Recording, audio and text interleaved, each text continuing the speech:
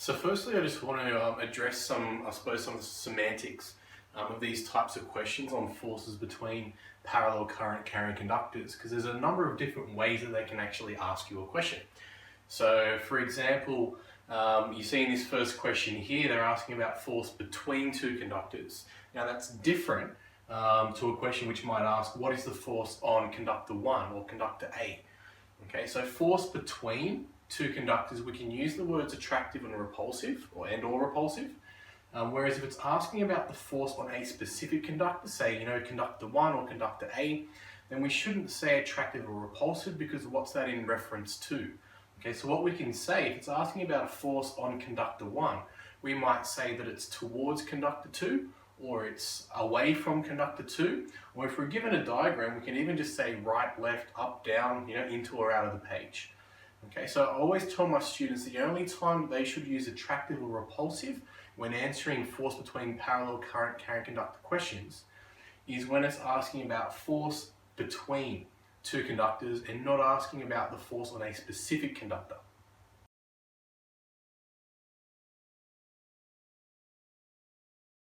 So let's look at this first question. So it's asking here, find the force between two conductors both carrying 6 amps in opposite directions if one of them is 25 centimeters long, the other 30 centimeters long, and they're separated by 35 millimeters. Okay, we're not given any diagram for this question, so again, with these calculation type questions, if you can't see it in your head, one of the best steps and one of the best things that you can do as a first step is to draw a diagram of this scenario. Okay, so it just says opposite direction, doesn't say left, doesn't say right, doesn't say up, down. So I'll just arbitrarily make this horizontal, so left, right, right, left. So I've got my two conductors carrying 6 amps in opposite directions. One of them 25 centimeters long and the other is 30 centimeters long. So I'll make this one just a little bit longer. And let's say this has got 6 amps going to the right. This has got 6 amps going to the left. Okay, one of them is 25 centimeters long, so of course we need to convert this into our appropriate SI units. So that's 0.25 meters, so 0.25 meters here. And down here we've got 0.3 meters.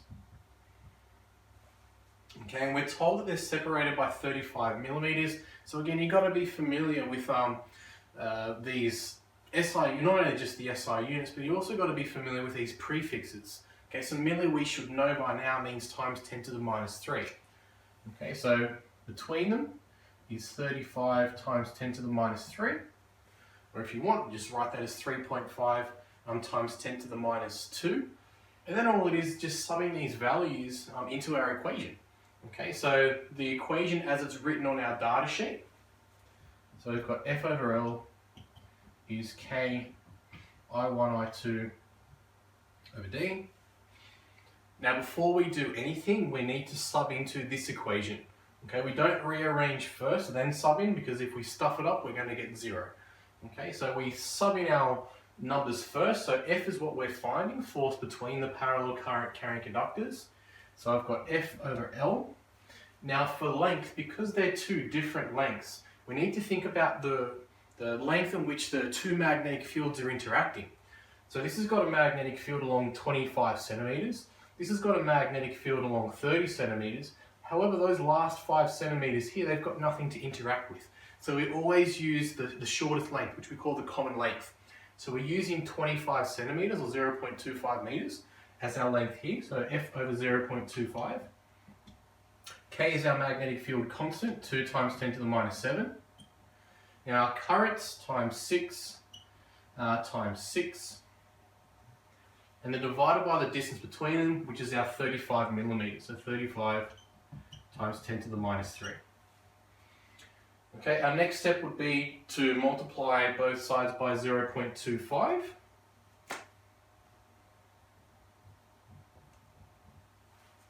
And then we evaluate our answer. Okay, so we've got 2 times 10 to the minus 7 times 6 times 6 times 0.25 divided by 35 times 10 to the minus 3. And that'll give us our answer. So we arrive at an answer of 5.14 times 10 to the minus 5 newtons. Now, because it's asking for force between, so again, remember we said this is the scenario where we can use attractive or repulsive. Now, current's going in opposite directions. So we're used to opposite things attracting, whereas in current carrying conductors, it's the opposite to that. So opposite directions actually repel. Okay, so we'll get 5.14 times 10 to the minus 5 newtons repulsive as our force between these two current carrying conductors.